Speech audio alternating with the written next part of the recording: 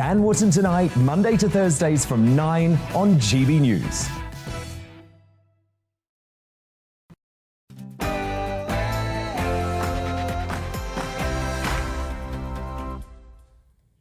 Good evening. Welcome to Headliners. I'm Simon Evans, and very shortly my guests, Eric and Diane here, and myself will be going through the newspapers to see what's in store for us tomorrow morning. First, however, here's the news headlines.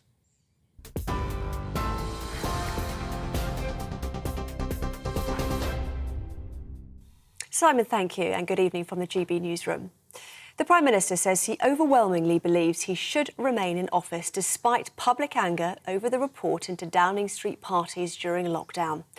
Boris Johnson says he recognises people are indignant at the findings of Sue Gray's publication, but defies calls to resign.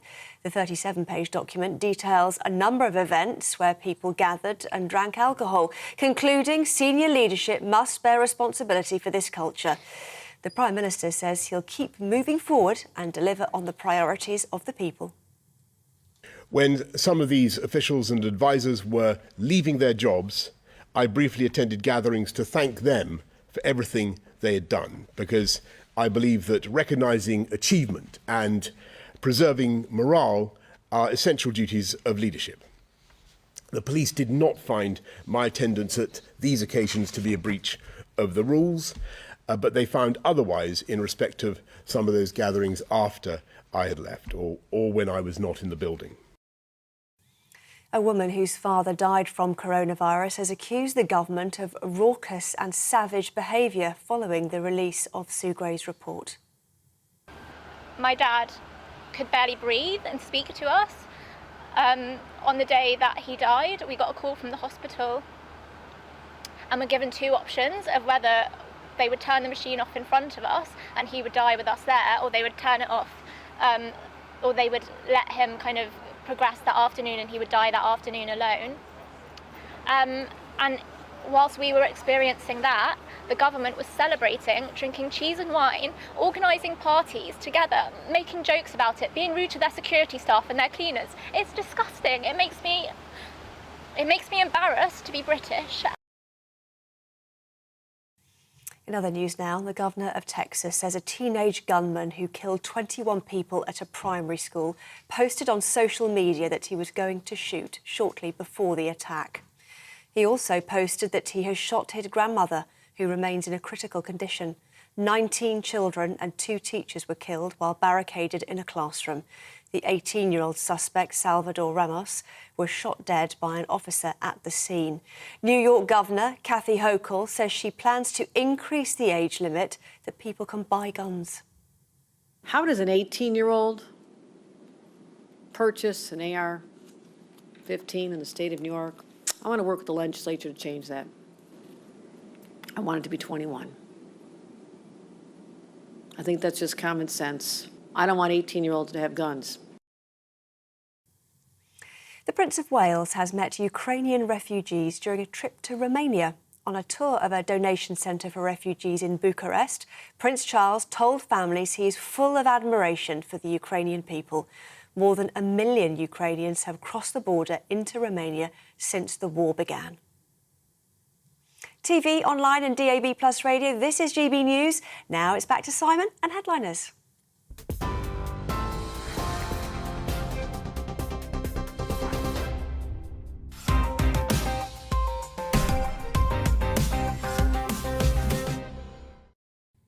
Hello and welcome to Headliners. I'm Simon Evans. Joining me tonight, Diane Spencer and Eric McElroy.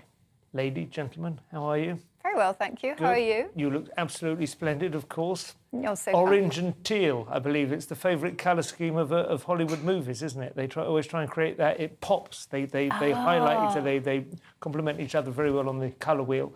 If you watch a lot of movies now, you will find orange, of course, is quite easily just like people's faces. But yeah, teal offsets it beautifully. Yeah. I'm not saying you are orange-haired, of course. I don't know what colour you are. How would you describe your colour scheme I was tonight? going to say, how do I look tonight, Simon? I mean, I would guess, what is that, kind of turquoise and and Grey. I suppose so, but... No movies have ever scooped up... This is not the Academy movie Awards look? based on that, no. No, all right. Maybe a nice dinner service. Well, I'm feeling good, because last week I was with you, I was Commemorative mug, that's what you a mug.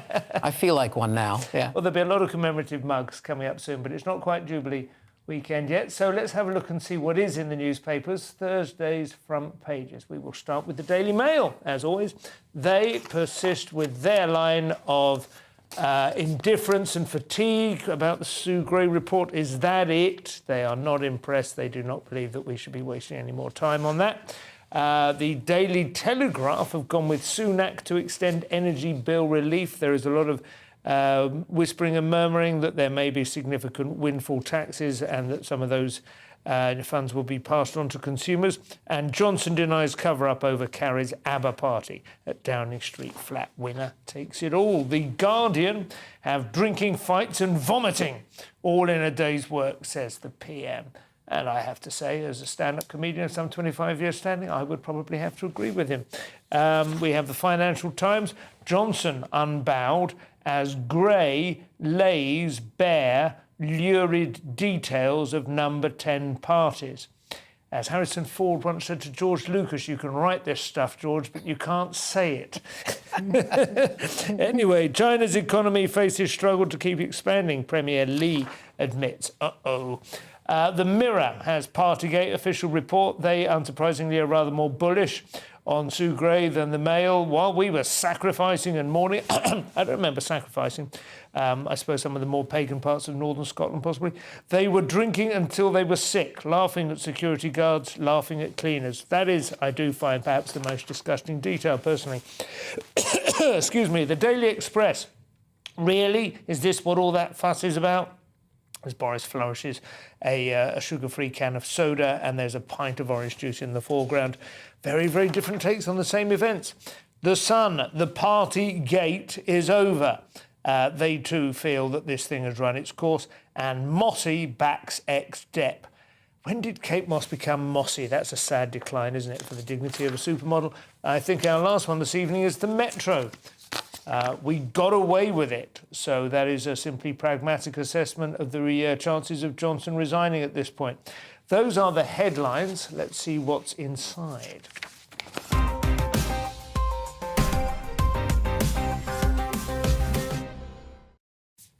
So the Metro says red wine in number 10 walls. Number 10 walls? Vomiting, fighting, but we got away with it. What do we think?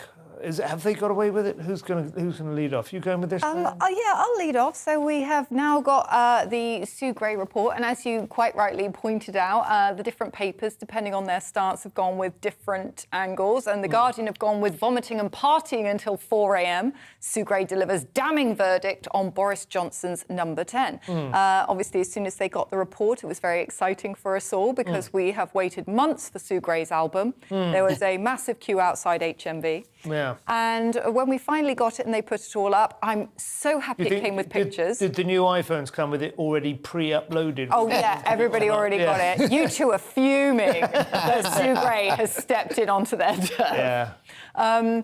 I mean, clearly they did drink a lot, so much so that so many people are blurry in the photo. I feel drunk looking at it. And they have all this evidence. So they have 37 pages, 9 photographs, several parts of people's bodies that have been photocopied.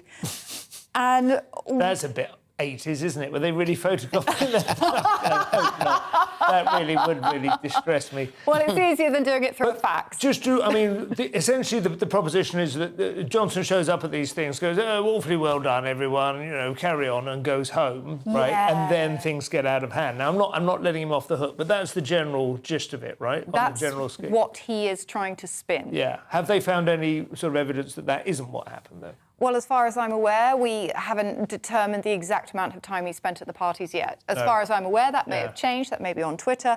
I find it appalling that he said that he was renewing his apology. No, sir, that's That's not how apologies work. You don't renew Like a an bus apology. Yeah, no, you don't renew. If you can log on to the council.gov.uk. Oh, no, they've changed all the apology form, and now you have to provide a gas bill to... Well, you have exactly identified my problem with it. You do not renew it unless you regard an apology as a transaction. Yeah. And this is not a transaction. I suppose restate it, emphasise it, something like renew your vows, I suppose he's thinking of, isn't he? Well, with all the vomit, yeah. maybe he should regurgitate his apology. You don't know. Somebody might have vomited. I mean, that, it might have been the orange juice, might have been off. We've all had a bad pint. I don't think you can necessarily...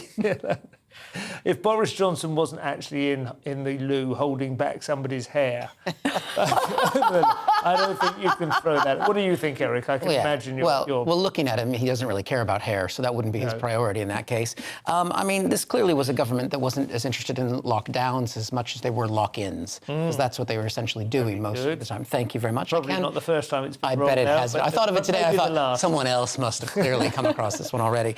But, I mean, you were right. I mean, with people getting ill, there was an altercation. It reminded me of the Hyena in Newcastle. Remember that comedy club? That was rough. Oh, that was dangerous. Did you ever stay over there as well? Oh, yeah, the whole thing. But, I mean, yes, people are going to look at the Sugar report. People on the left are saying, look, this is the proof that we needed. People on the right are saying there's nothing to see here. My favorite page of the Sugar report, I'd like to quote it quickly now if I can. This page is left intentionally blank. That was... like a birthday card. Yeah, I think because that's where you can just put your own opinions in there. You can write your own... whatever you want to see. Your own confirmation bias. That's quite guilty as charged. So to Thursday's Times next, Eric, and this is the absolutely tragic school shooting in America. I don't expect you to try and extract humour from this. No. Under pressure to do so. Very sad. There isn't any pressure to be amused by this. Coming from the U.S., I do understand the gun culture because I did grow up around it. It is part of the U.S., but watching this happen, and it doesn't normally get me anymore because it happens so much, but this is the 27th school shooting this year in the United States. 2020, the biggest killer of teenagers and children were guns. And I'm not saying that people can't have guns in America, but this fetish with militarized weaponry is... And the people who are behind that fetish are the people who are supposedly screaming to protect the unborn, but once you're born, they don't care. I have seen, just to say, I have seen that comparison being made on Twitter and so on. Oh, you're okay to shoot kids, but you can't have an abortion. I don't think that's a helpful conflation. But it's true. No, it's not true, because you're not allowed to kill people. People do it in the same way that if they're not allowed to have abortions, they might have backstreet abortions. The difference, Simon, is they're against the law, aren't they? But they're not doing anything to change it. They just go thoughts and prayers, and what can we do? But it is illegal. It's a misrepresentation of the culture to say they're fine with people killing kids. They're not fine with it. It's okay to have guns, so let's focus on that and not bring in abortion. Here's my argument. Do you want them to ban automatic weapons? Do you want them to ban assault rifles? Or do you, as I do, think that actually, yes, raising the age limit at which you're allowed to get hold of them would actually be a really valid step? Because it does seem to me that a lot of the school shootings occur with people who've left school quite recently, harboured grudges against it for a long time. If that's your main concern, rather than, the blood shed every weekend in Chicago between rival drug gangs and so on. If it's school shootings you want to stop, the obvious thing to do would be, as the woman said in the news, raise the age to 21 or even 25, at which point, the testosterone eases off a little bit, the crazy dies down a bit. I mean, that would be my... why does the average person need military-grade weapons? And when the Constitution was written, it took 2 minutes to reload a gun. So how do we need this level of weaponry to have a right to bear arms? And that's where it's obscene. I mean, the shooting in Buffalo, I can't remember if it was last week, that wasn't a young man, that was an adult. It was a racist shooting, in a black neighborhood. The question would be, in that respect, the question would be in terms of the Constitution and the Second Amendment, is that it's like any arms race, at some point, the technology improves, the availability weaponry improves. If the point of being allowed to have to bear arms is that a well-organised militia is the best defence against a tyranny, then they do need to keep pace with what that tyranny might be packing. What would you think, Diane? I did have a theory about this. My theory was that in order to not go over the right to bear arms, could they not sort of introduce a grading system where if, say, the first time you can own a gun, you are 21, but you literally do get a gun that takes you 2 minutes to load, like you get a musket or something, or you get sort of an Ioka with a flint or something, you know, something that means that you have to stop, you have to pause. It's what is terrifying is that the particular weapon he used is an armor-light rifle. That's what the AR stands for, 15, and it is a semi-automatic. So every time you pull the trigger, it automatically reloads for you. Yeah. And that is a very big issue because that can cause a lot of damage. And that particular gun has been used. It was in the 2012 Sandy Hook, 2017 Las Vegas, 2017 Sutherland Springs, 2018 the Douglas High School, and now this one. So there is clearly an issue with this gun as well. Yeah, I agree. I tend to agree with you. I mean, I think it is a very dangerous weapon. It allows you to kill a lot of people before somebody can intervene. Yes. There's no question. And lots of other countries have access to guns, but no other country in the West has the shootings that we do. No. Partly because they're so prolific, but there's also wider problems there. And the reason why I say they're not willing to do anything on the Republican side is because they shrug this off. Ted Cruz, who's the senator from Texas, will be at the NRA this Friday, but the NRA has banned guns from that meeting. The National Rifle Association doesn't want guns at their own meeting because they know that they're dangerous.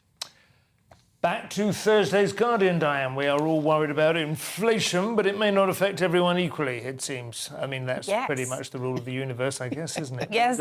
You're telling me that the universe isn't a fair meritocratic system? What? What's going on? I've been brought into the wrong matrix. We rich people buy things that go up in value. You see, inflation is good for us. Yeah, and poor people buy things that crumble straight away. So the inflation rate for the UK's poorest is forecast to hit 14% after the price cap rise. So this is absolutely appalling because the Institute for Fiscal Studies have said that the poorest tenth of the population will spend proportionately the most of their money on heating and food, because obviously they're going to be, you might think, oh, but don't rich people have massive mansions that they need to heat? Yes, well, those massive mansions are probably well insulated. They probably have very good double glazing. They probably have radiators throughout them. I mean, when you are somebody who perhaps rents from a landlord, a lot of rental properties don't even have radiators, and the landlord will sort of bung some horrible electric heater in, which will just suck all your money away. Funny enough, I used an electric heater recently in a home office thing, and I just had a little, radiator that you plug in, and it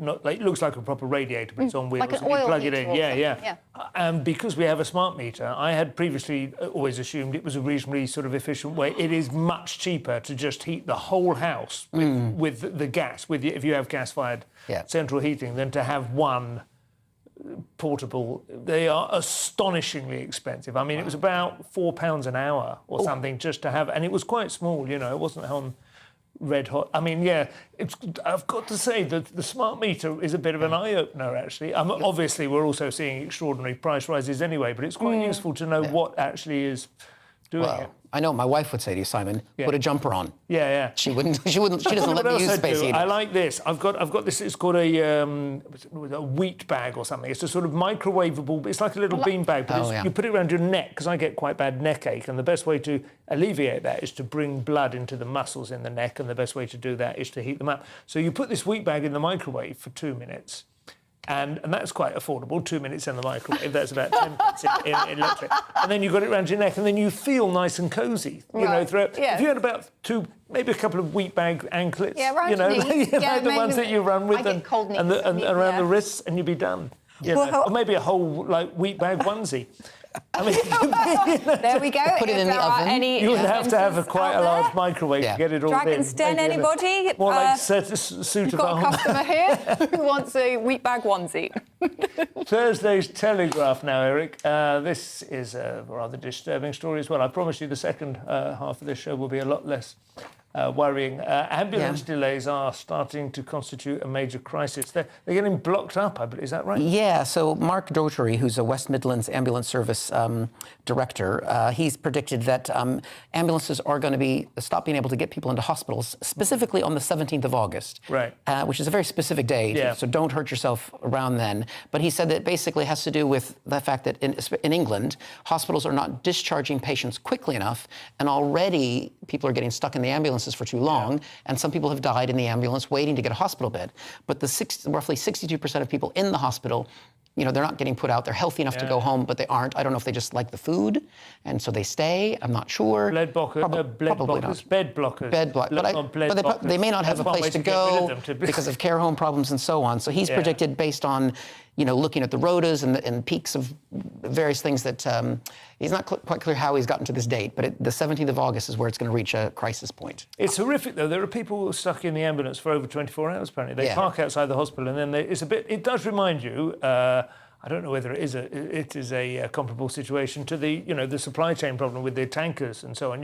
Ships stuck in docks and not able to, It kind of feels like there's a lot of that sort of thing going on at the moment. Like we're just the systems aren't flowing as they should do. I don't know whether it's staff or whether it is literally beds. But as you say, once people get comfortably in bed, I mean, I've seen when my mother was taken into hospital about a year ago, she had something that vaguely resembled a stroke, although it wasn't a stroke, it seems. But those were the symptoms. She was confused. She couldn't speak coherently. She was taken into hospital, and I went in to see her a couple of days after she went in. And she looked the best she'd been in years. I mean, she looked really happy. She was still a bit incoherent with the speech, but she looked relaxed, comfortable. She looked like, she lives with my dad, she's not lonely and alone, but I think it's quite nice if you're old to go into hospital sometime. There is a danger that you might just think, I'm not quite ready to go home yet. I can understand that. Do you know what I mean? Well, we had to winkle her out after a couple of days. I was like, come on, that's enough of that. No, let me take just the bed. Just one more stew. It's not an indictment of your father, is it? He was visiting quite frequently. It didn't seem to hurt. Well, this mainly seems this is coming from the West Midlands Ambulance Service.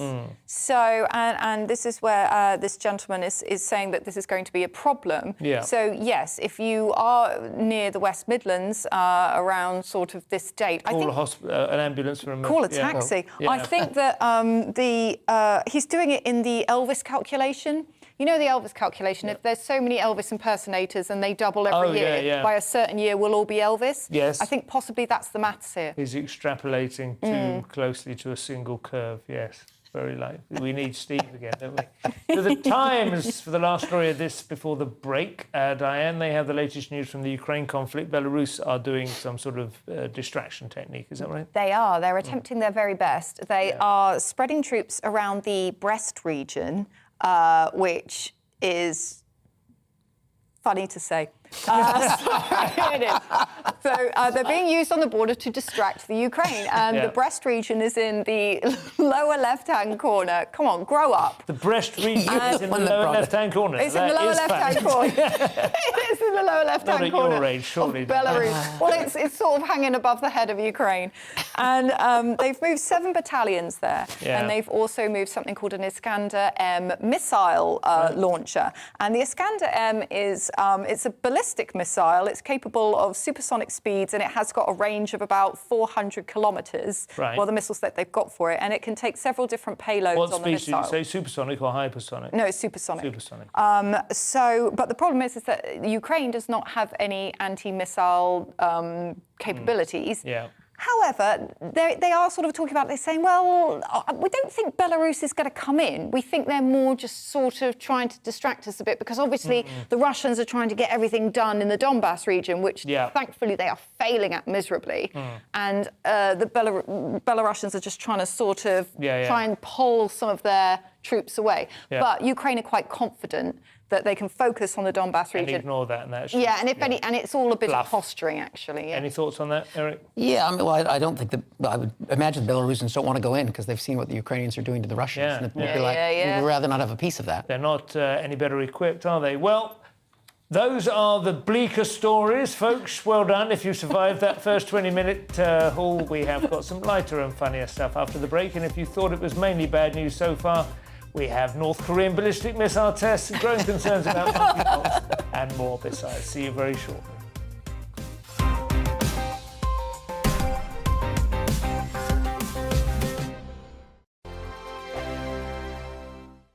We are GB News. We're right across this great nation. On TV, on radio, on digital. Absolutely everywhere. We don't talk down to you. We embrace all voices. With honest and civilised conversation. We're not part of the establishment. We're one of you. And we're only getting started. Join us on GB News, the People's Channel. Britain's news channel. every morning from 6 o'clock, we'll wake you up with GB News Breakfast with all the stories you didn't know from the night before. So whether it's serious news, entertainment, or your own views from all over our great nation, we're here to kick off your day with a smile. The national media should be reflecting and reporting what's happening here. You will notice the northwestern accents. Whether you're with us on TV, radio, or online, every morning, it's breakfast from 6 a.m. Hope you can join us. Join us for Ministry of Offence, the comedy panel show that's just like the news, in that the left fights the right and it doesn't really seem to matter who wins. We cover the big stories. It was in fact a troop of baboons and not angry vegans. I like that. And the really important stories. Fat naked cow gets stuck in swimming pool. It's a headline in a lot of local newspapers. Yeah. We're on the same team, Nick. Yeah, but I'm just helping you. Join us for Ministry of Offence, Saturday nights, 8 o'clock on GB News. I'm Dan Wootton. Join me Monday to Thursday from 9 to 11 for the feistiest and most fun news debate on TV, where free speech reigns. I'll bring you a sharp take on the day's biggest stories, bombshell newsmaker interviews, and A-list guests. And I guarantee you, no spin, no bias, no censorship, and no reason to go to bed. That's Dan Wootton Tonight, Monday to Thursdays from 9 on GB News. Join us for Ministry of Offence, the comedy panel show that's just like the news, in that the left fights the right and it doesn't really seem to matter who wins. We cover the big stories. It was in fact a troop of baboons and not angry vegans. I like that. And the really important stories. Fat naked cow gets stuck in swimming pool. It's a headline in a lot of local newspapers. Yeah. We're on the same team, Nick. Yeah, but I'm just helping you. Join us for Ministry of Offence, Saturday nights, 8 o'clock on GB News.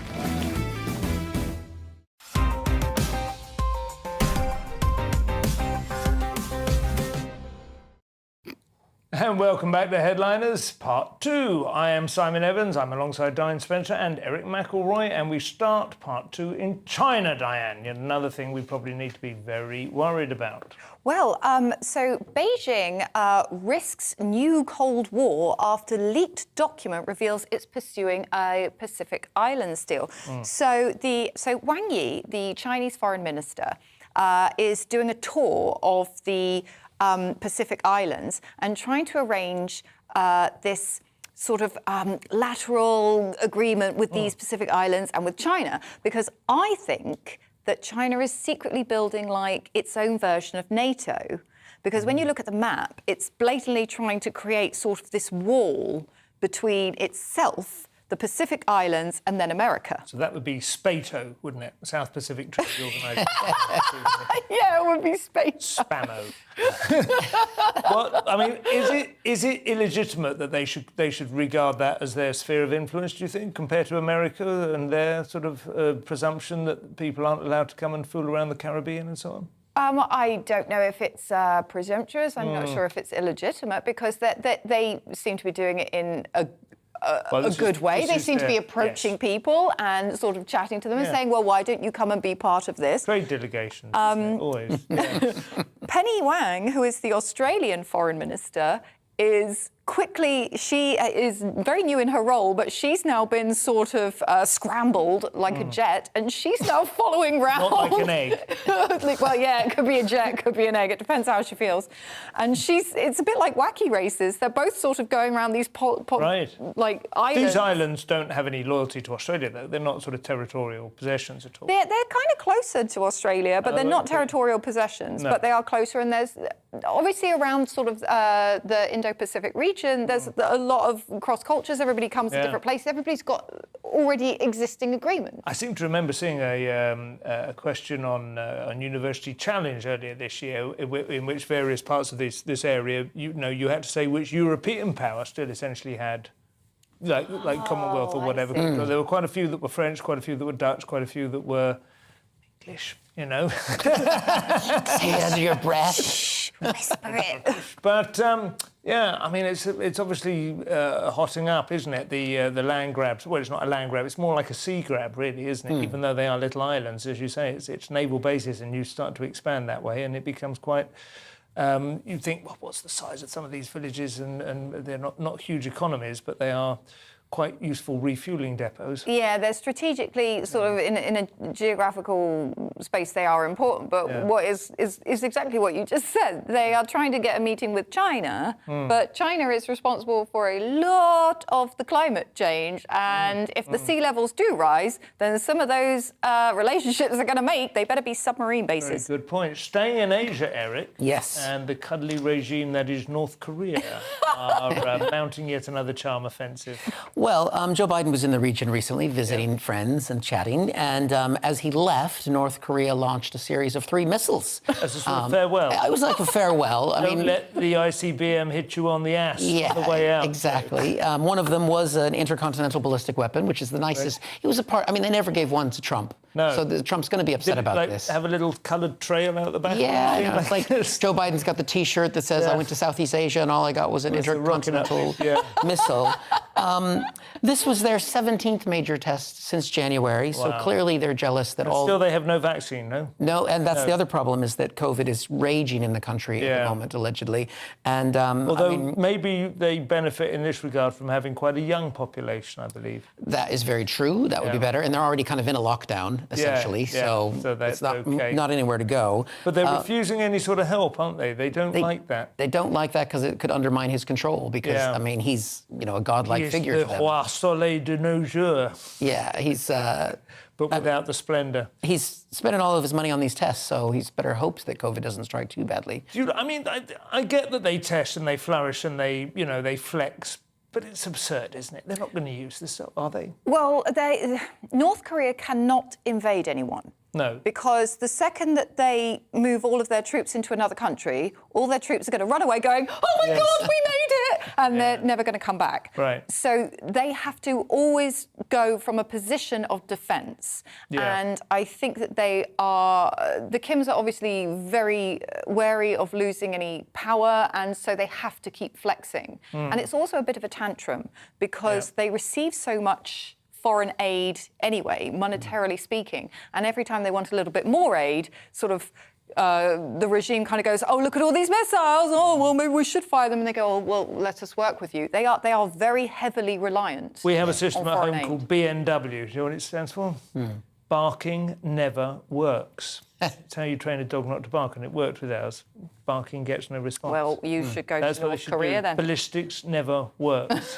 Maybe they would learn their lesson. Diane, Thursday's Sun has the latest on the spread of monkeypox. OK, so our favourite new virus. Good news, everybody, in my humble opinion.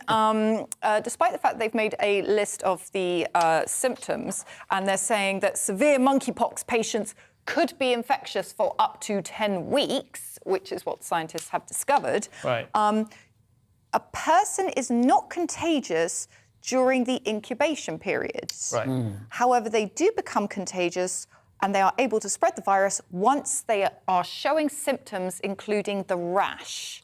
Yeah, so, these nasty, kind of really horrible weeping sore type things, aren't they? It's not like a rash, well, I mean, they're a bit like chickenpox, I suppose, isn't it? Oh yes, it looks like chickenpox initially, but this is proper plaguey stuff. And is it not spread? Is it essentially an STD, although it's not being described as one? Is it not? It's spread it's spread through contact. Yeah, it's not traditionally an STD, but the people that it's been spreading with have been cozy with each other. Right. And, I mean, one of the things... It's a CTD. Yeah, I think it's... Cuddling. Cuddling. Yeah. I mean, whenever I see someone with scabs and lesions, I think, oh...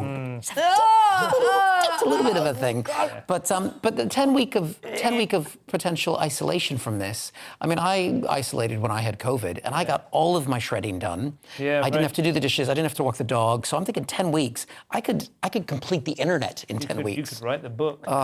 Turning to Thursday's Times, Eric, and with all this bad news, you might want to try and get away from it all, but that's not going to work either. It isn't. You're not going to go very far. You might make it to Heathrow or Gatwick, which are lovely this time of year. Yep. But you're not going to go very. It's saying you're not. There are thousands of flights still going out, but this story in the Times is about the fact that thousands of passengers have been disrupted because BA has cancelled roughly 118 flights recently. EasyJet has been cancelling flights, which actually might be a good thing, a blessing. Why are they cancelling? It's a combination of planned cancellations because they're essentially short on staff and IT disruptions. Okay. But the people that they laid off during COVID aren't coming back fast, or people took voluntary redundancies. Okay. So now that the flights are upticking, they don't have people in position yet to replace them, and so they're trying to balance same sort of thing increased with the demand. hospitality industry. And probably similar to what's happening with the ambulances we talked about earlier. Still, this will help the environment, right? Yeah, I mean, if we had people coming into work and do these jobs from maybe Europe, we wouldn't have this problem. But, Brexit and we're free. More aeroplane news in Thursday's Daily Star, Diane. Flight crews know what to do if the wait to take off is so long that passengers actually start to pass away. Yes, so this was taken from Reddit, where people were asking questions to flight crew. And flight crew claims that dead tourists are propped up so passengers don't freak out. Now, obviously, what would you ask a cabin steward? If you had the chance to ask them anything, what would be your question? What do you do with stiffs? You mean? If you could ask them anything, not what would you... I mean, because they were asking questions to cabin crew on Reddit. They were just, and what would be the thing you would want to know? Have you ever had sex with the pilot while he's in the cockpit? See, I suppose that would be the obvious one, but I'm not sure I would ask them that. Depends how well I knew him, I suppose. Well, I guess if you do work in the airline industry, please contact Simon on Twitter and let him know. So many people said, well, what happens if somebody dies during the flight? Yeah. And it's quite a lovely answer, really, in that if they discover that a passenger has passed away during the flight, they will wrap them in blankets. They will make them appear as though they were sleeping. Right. Or as though they are a mummy, by the sound of it. Well, not that. It's not like they're rolling them and embalming them. Yeah. They're not doing that. Do they not get... I mean, if they flop to the side, the blankets aren't going to help. But I suppose there is the possibility you get a sort of strap around the neck and hold... Yeah, okay. You get a little that's what those sort of flexible headrests, aren't they, that come around? That's probably what it's for. Or like your neck thing. Yeah. Little lavender. Well, for some time, I've been trying to get them to create a thing, like basically a helmet you can wear on flights with powerful Velcro at the back that would just attach to the seat, so you don't, and then you can just literally flop. And on trains as well. I mean, I always fall asleep, but the head goes down and then the dribble comes out. Just put a little block underneath your chin. Yes, exactly that. I've thought about that a lot. I've tried to come up with all these little things. Like Salvador Dali used to have those props in his paintings, that held up, the soft boneless kind of constructions, and then there'd be a sort of crutch. Just want one of those on the chin. Coming up, that's 3 inventions I've given the world this evening. Totally charged. Coming up, French drivers are the best in the world, according to the French. Plus, when you shout abuse at someone out of the window, make sure it's not a champion heavyweight boxer first. That seems fairly straightforward. We'll see you in a couple of minutes.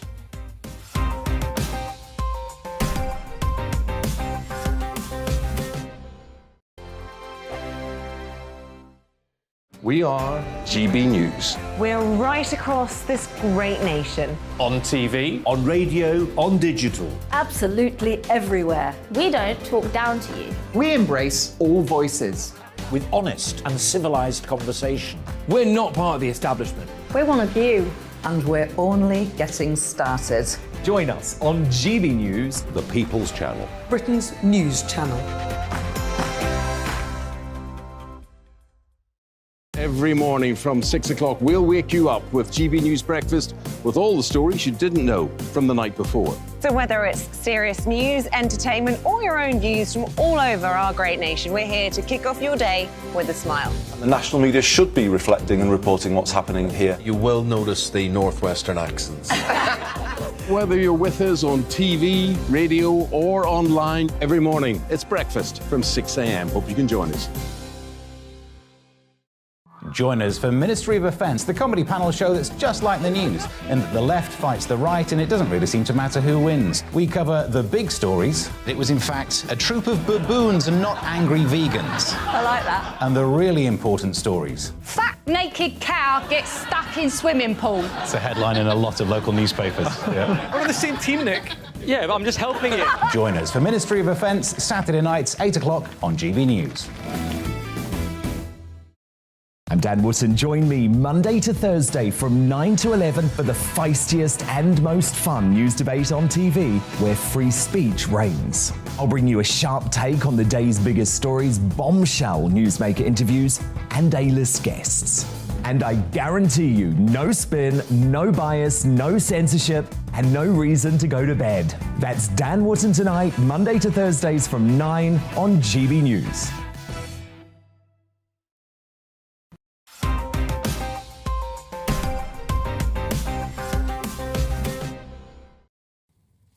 Welcome back to the final part of Headliners for this evening with me, Simon Evans, and I'm with Diane Spencer and Eric McElroy. So, Thursday's Times kicks off part 3, Eric, and we Brits have always fancied ourselves as good drivers, but it seems the French have a different opinion. Well, surprisingly, the French, they think they are the best. When in actuality, they may not be the best drivers.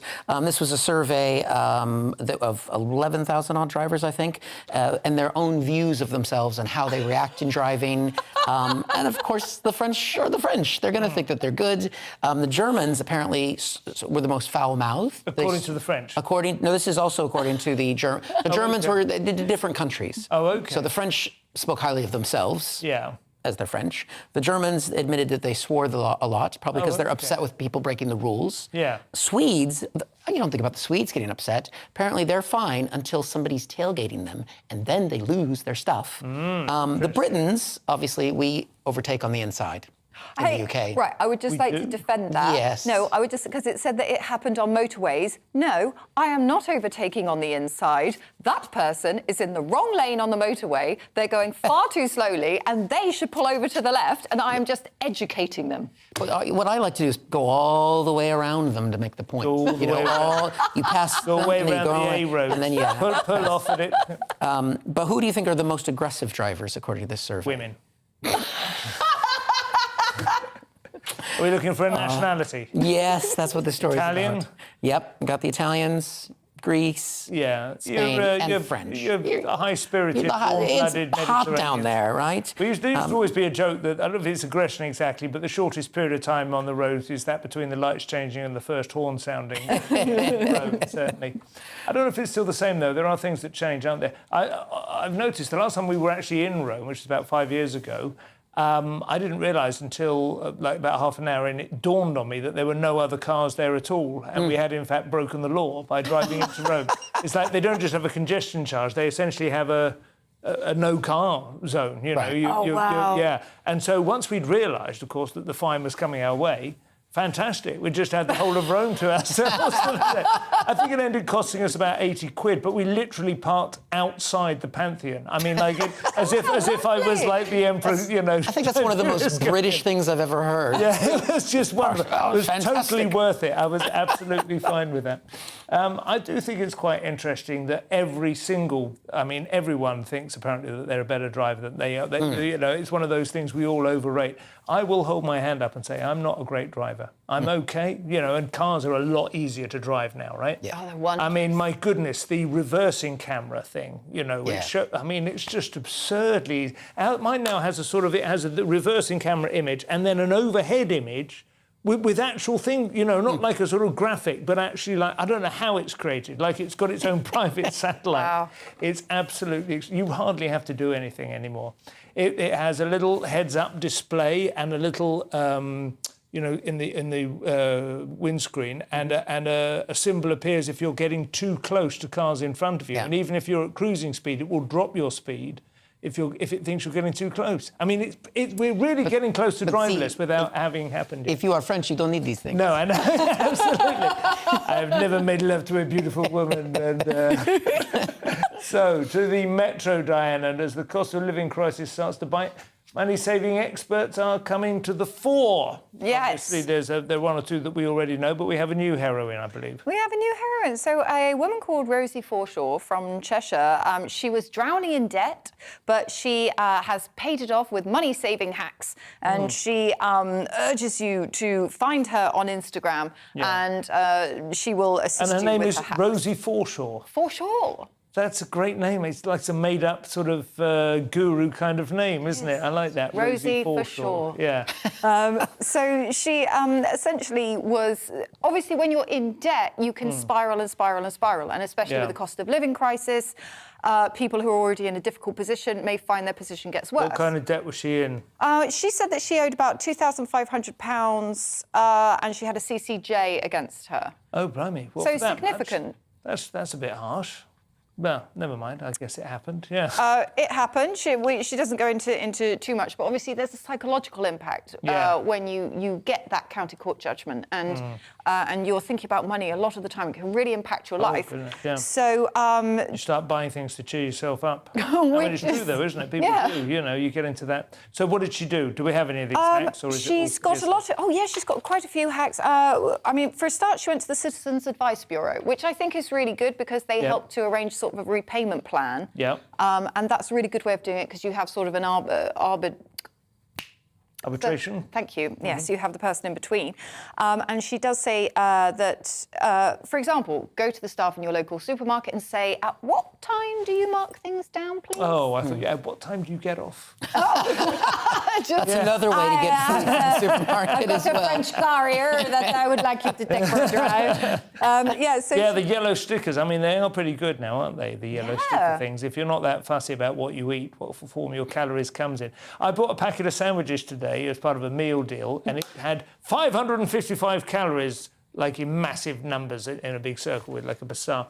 And I couldn't decide whether it was saying that it was only 555 calories or you're going to be fine. This will fill it. Do you know what I mean? With the cost of living thing. Yeah. It used to be, generally speaking, if something looked filling but had low calories, that was a great deal. But now I would assume actually you need the opposite. Yeah, that's right. You want something low cost that's going to fill you up. I love a yellow sticker, though, I do. Do you like that? It's just a shame they're only on sandwiches and not on... Yeah. You know. I mean, she did have some other good tips. My favourite tip that she had was you can make your avocados last longer if you put them in a jar of water. They can last a month. I tell you, I've got an even better tip.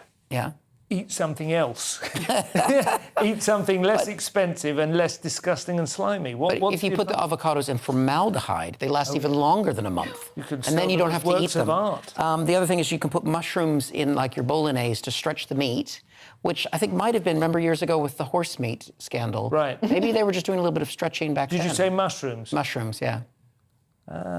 I like mushrooms. Are they regarded as a meat substitute? Yeah, if you chop them up really small, and then you mix them in with the mince. You just fool yourself. Yeah, you can stretch your bolognese and stretch your burritos or whatever else you're eating. Horse lasagnas, that was the best one. Yeah, I love the horse lasagna. My favourite joke was the what kind of cheese do they have in horse lasagna? And it was mascarpone. Oh, that's such a good... It felt like the whole scandal being cooked up just for that one joke. Staying with the Metro, Eric, I like a bit of rap music as much as the next man, but 40 hours in a row, that seems a bit much. I thought you'd be a rap Oh, yeah. aficionado. I like rapping teachers, mainly. Yes, and that's what we have here. Yeah. This is a British school teacher who's based in Spain now, Daniel Alcon. He rapped for 40 hours straight and established a new Guinness World Record. The previous person was an Irishman named Liam Reeves, who did only 36 hours. So really, I mean, anybody, I could do 36 hours. I mean, anybody can.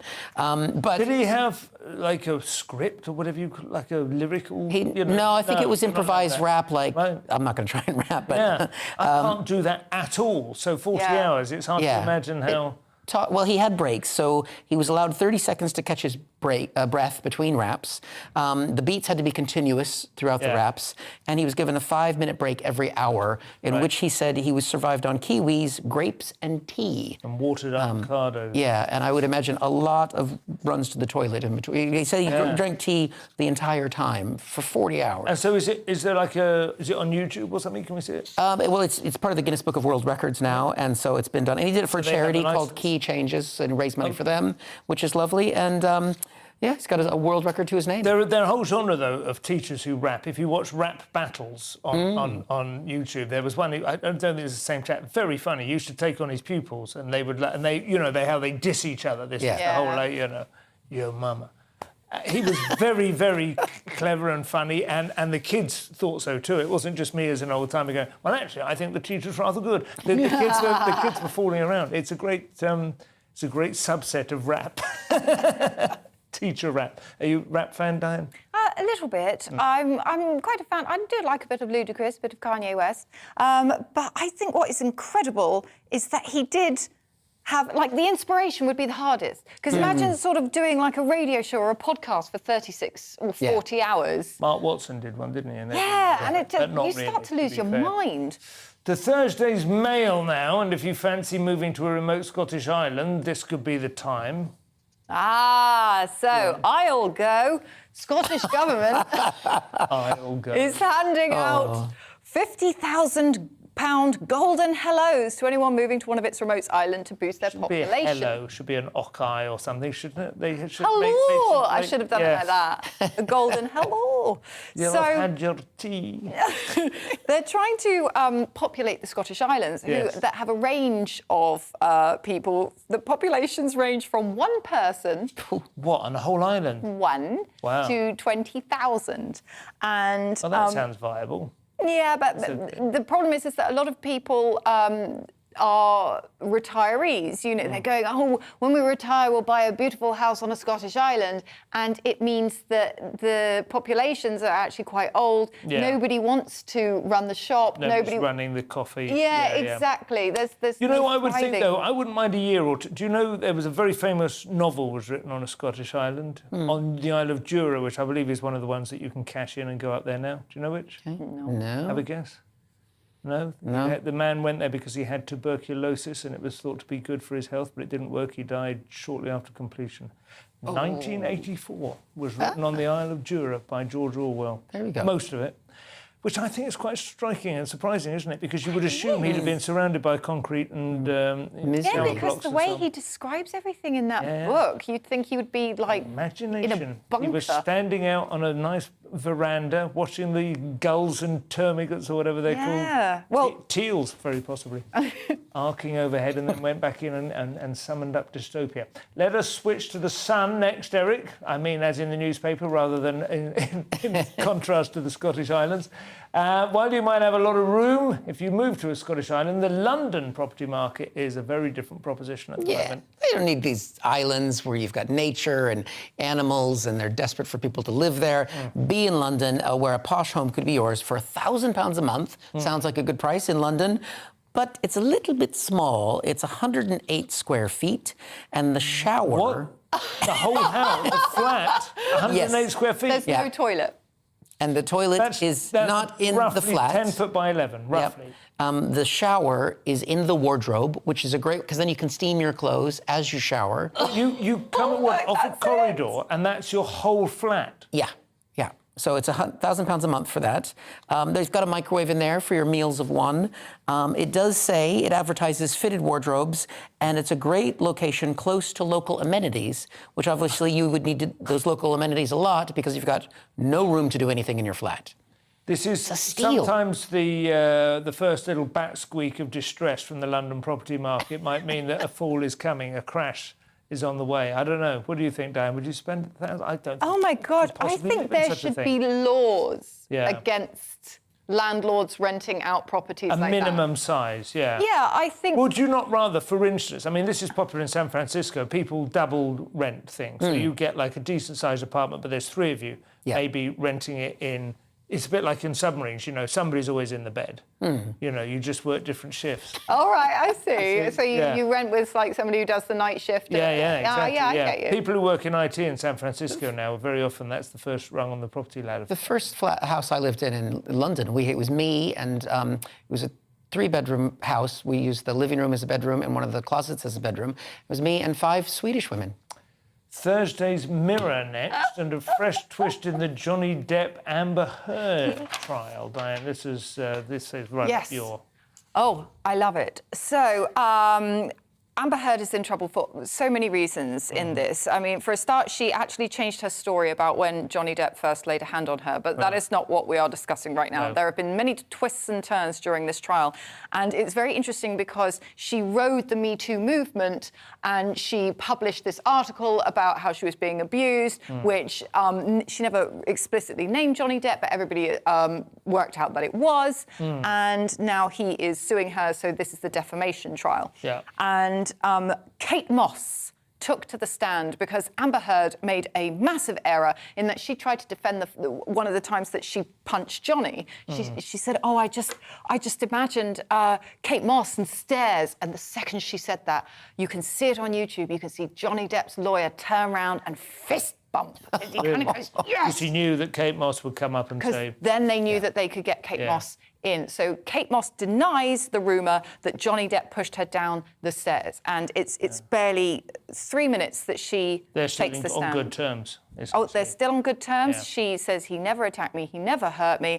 And what is most amazing is she got amazing Wi-Fi in Gloucestershire. I think it's a shame they're not still together. And to be honest, I think they'd have been a much more attractive couple, Moss and Depp. Feels like, and like, oh my God, imagine the kids. Just imagine what they would have looked like. The cheekbones. The cheekbones alone. Cut glass. The Sun, I think this will be our last story of the evening, has news of Anthony Joshua, Eric. And he may have lost his world heavyweight title. He's not the first man I would choose to hurl abuse at, even from the safety of a student flat. Yes, so some gobby students were yelling out their flat window. Apparently he was walking by and he decided, I don't know if he's a bit of a snowflake. He got a little bit upset. I'm not going to call him that. Just joking. He's coming in the studio.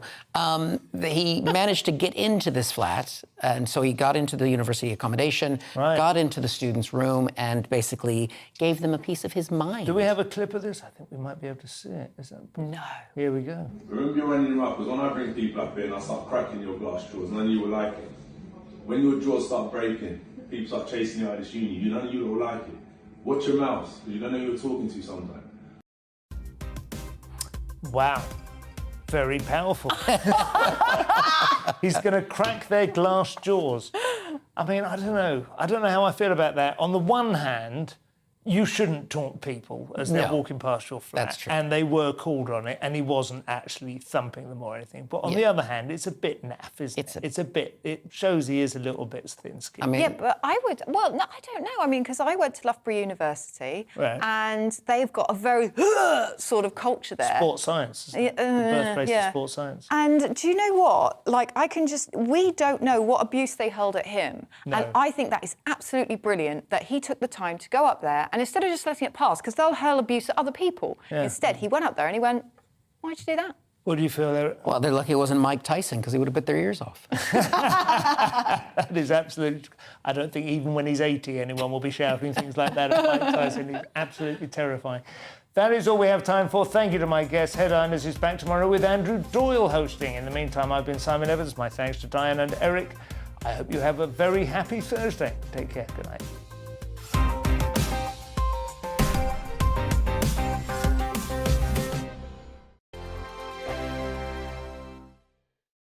I'm Dan Wootton. Join me Monday to Thursday from 9 to 11 for the feistiest and most fun news debate on TV, where free speech reigns. I'll bring you a sharp take on the day's biggest stories, bombshell newsmaker interviews, and A-list guests.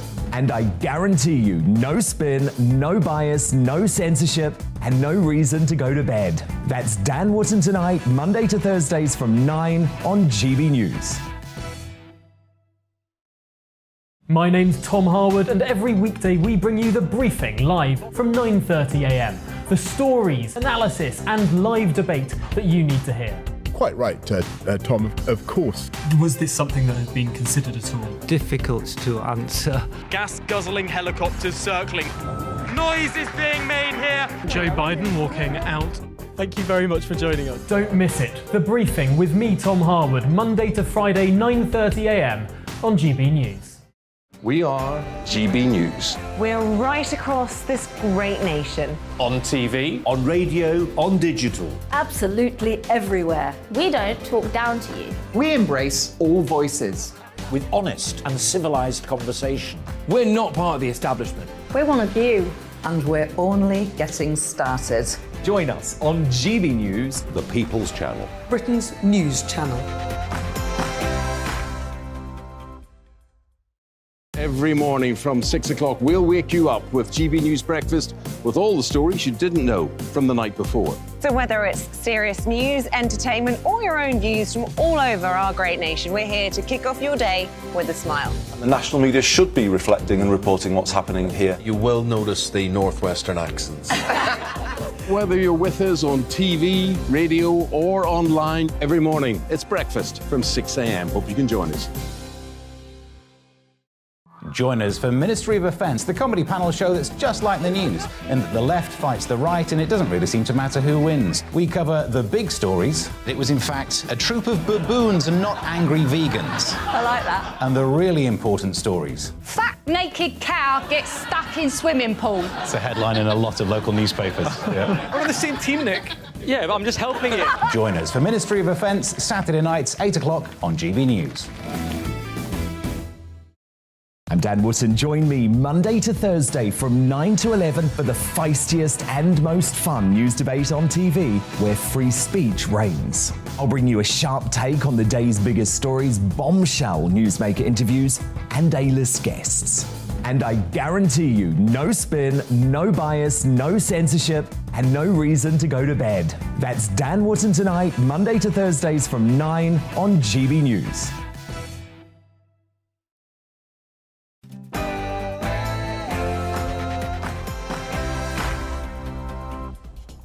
Well, it took a long time, but the Grey Report is finally out, and it looks like they've got away with it despite some pretty arrogant behaviour. Hopefully, it's the last we'll ever hear of Partygate.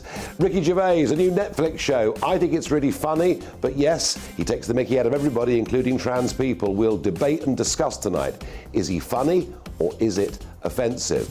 And Lachlan Wan is going to tell us what being a TV chef is and how you can learn to cook great Chinese food at home. But before all of that, let's get the news.